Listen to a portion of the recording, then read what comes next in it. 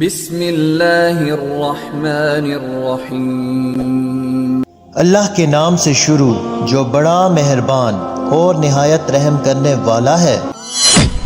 پیارے دوستو، آج ہم بات کریں گے اللہ تعالیٰ کے ایک ایسے برگزیدہ پیغمبر کی جن کو سمندر میں ڈال دیا گیا اور جن کو ایک دیو ہیکل مچھلی نے نگل لیا۔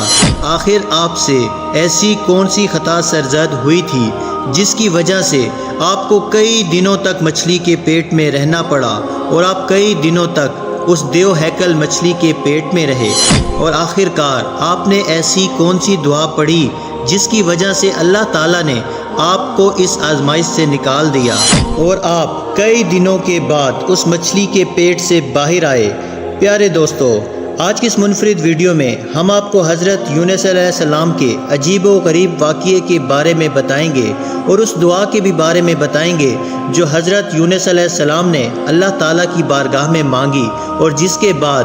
اللہ تعالیٰ نے حضرت یونس علیہ السلام کو اس آزمائش سے دور کر دیا۔ اور اس دعا کو جو بھی مصیبت زدہ پڑے گا تو اللہ تعالیٰ اپنے فضل و کرم سے اس کی تمام پریشانیوں کو دور کر دے گا۔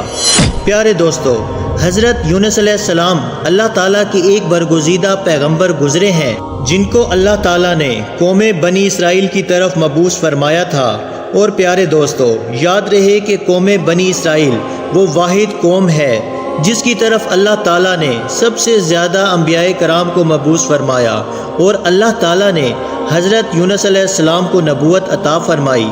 اور آپ علیہ السلام کو عراق کے مشہور شہر نینوا کے لوگوں کی طرف دین حق کی دعوت دینے کا حکم فرمایا۔ اللہ تعالیٰ نے جب حضرت یونس علیہ السلام کو نبوت عطا فرمائی تو اس وقت آپ کی عمر مبارک 28 سال تھی۔ چنانچہ اللہ تعالیٰ کے حکم کے مطابق حضرت یونس علیہ السلام اہل نینوا کو ایک عرصے تک دعوت حق دیتے رہے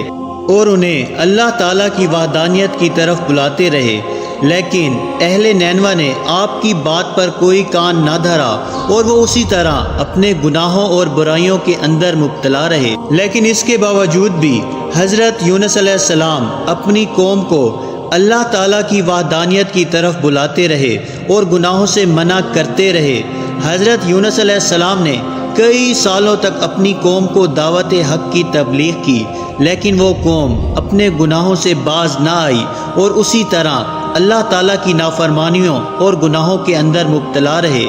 اہل نینوا کی اس مسلسل سرکشی اور مخالفت نے حضرت یونس علیہ السلام کو دل برداشتہ کر دیا، اور حضرت یونس علیہ السلام اپنی قوم کی نافرمانیوں کو دیکھ کر ان سے سخت ناراض ہوئے اور ان کے لیے اللہ تعالیٰ سے عذاب الہی کی بد دعا کر کے اس بستی سے روانہ ہو گئے۔ اور پھر جب آپ اپنی قوم کے لیے بد دعا کرنے کے بعد اس بستی سے باہر نکلے تو چلتے چلتے دریائے فرات کے کنارے پر پہنچ گئے، اور وہاں آپ کو مسافروں سے بھری ہوئی ایک کشتی نظر آئی جو جانے کے لیے تیار تھی۔ چنانچہ آپ علیہ السلام بھی اس کشتی میں سوار ہو گئے۔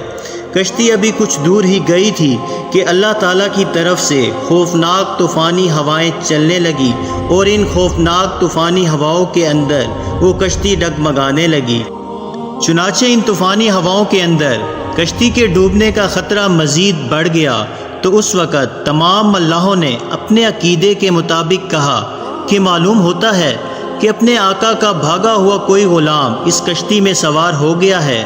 چنانچہ جب تک اس غلام کو کشتی سے باہر نہ نکال دیا جائے تب تک اس مصیبت سے نجات حاصل نہیں ہو سکتی۔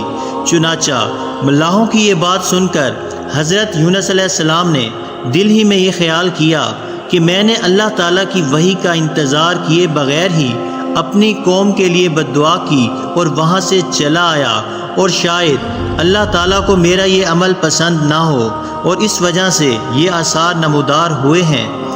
چنانچہ یہ منظر دیکھ کر حضرت یونس علیہ السلام نے ان ملاحوں سے کہا کہ میں ہی وہ بھاگا ہوا غلام ہوں جو اپنے آقا سے بھاگ کر یہاں اس کشتی پر سوار ہوا ہے۔ مجھے کشتی سے نیچے پھینک دو تاکہ یہ طوفان رک جائے۔ مگر کشتی میں سوار تمام مسافر اور ملاح آپ کے بارے میں خوب جانتے تھے اور آپ کو ایک نیک انسان سمجھتے تھے، اور وہ تمام لوگ آپ کی شرافت سے خوب واقف تھے۔ اس کے بعد یہ طے پایا کہ قرآن اندازی کی جائے گی، جس کا نام قرآن اندازی میں نکلے گا اس کو کشتی سے باہر پھینک دیا جائے گا۔ چنانچہ سب کی رائے کے مطابق قرآن اندازی کی گئی اور پہلی ہی دفعہ میں حضرت یونس علیہ السلام کا نام نکل آیا، لیکن اس کے باوجود بھی تمام ملاحوں اور مسافروں کو یقین نہ آیا، اور پھر اس کے بعد دوسری اور تیسری بار بھی قرآن اندازی کی گئی، مگر ہر بار حضرت یونس علیہ السلام کا نام ہی نکلتا۔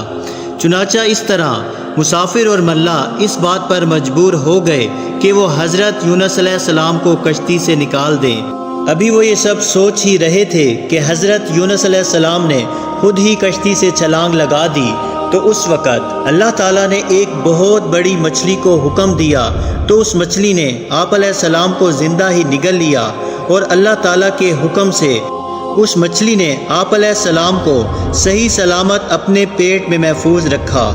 جب حضرت یونس علیہ السلام اپنی قوم سے ناراض ہو کر اس بستی سے چلے گئے تھے، تو آپ علیہ السلام نے ان لوگوں کو عذاب الہی کی پیش گوئی بھی کی تھی،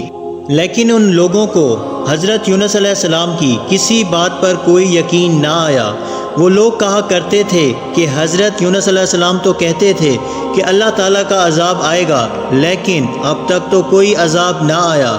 نہ جانے وہ عذاب کب آئے گا۔ مگر کچھ ہی دنوں کے بعد اللہ تعالیٰ کے عذاب کے اثرات نمودار ہونے شروع ہو گئے۔ چنانچہ اس طرح عذاب الہی کو دیکھ کر وہ لوگ پریشان ہوئے اور ایک دوسرے سے کہنے لگے کہ حضرت یونس علیہ السلام کی بات غلط نہ تھی اور آپ واقعی اللہ تعالیٰ کے سچے پیغمبر ہیں۔ چنانچہ ان لوگوں نے اللہ تعالیٰ کے عذاب کے اثرات کو دیکھ کر اللہ تعالیٰ کی بارگاہ میں خوب توبہ کی تو اور اللہ تعالیٰ کی وحدانیت پر ایمان لے آئے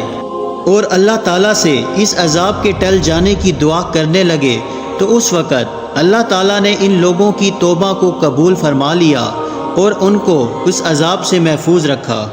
پیارے دوستو، ادھر حضرت یونس علیہ السلام مچھلی کے پیٹ میں زندہ تھے اور اللہ تعالیٰ کی وحی کا انتظار کیے بغیر ہی اپنی قوم کو چھوڑ آنے پر نادم تھے۔ تو اس وقت حضرت یونس علیہ السلام نے اللہ تعالیٰ کی بارگاہ میں اپنی خطا کی معافی کے لیے یہ دعا پڑھی: لا الہ الا انت سبحانک انی کنت من الظالمین۔ ترجمہ: اے رب العالمین، تیرے سوا کوئی معبود نہیں، تو ہی یکتا ہے اور میں تیری پاکی بیان کرتا ہوں، بے شک میں خود ہی ظالم ہوں۔ چنانچہ جب اللہ تعالیٰ نے حضرت یونس علیہ السلام کی یہ درد بھری دعا سنی تو اس دعا کو اپنی بارگاہ میں قبول فرمایا اور حضرت یونس علیہ السلام کو اس آزمائش سے نجات دی۔ اس وقت اللہ تعالیٰ نے مچھلی کو حکم دیا کہ وہ حضرت یونس علیہ السلام کو صحیح سلامت دریا کے کنارے پر ڈال دے۔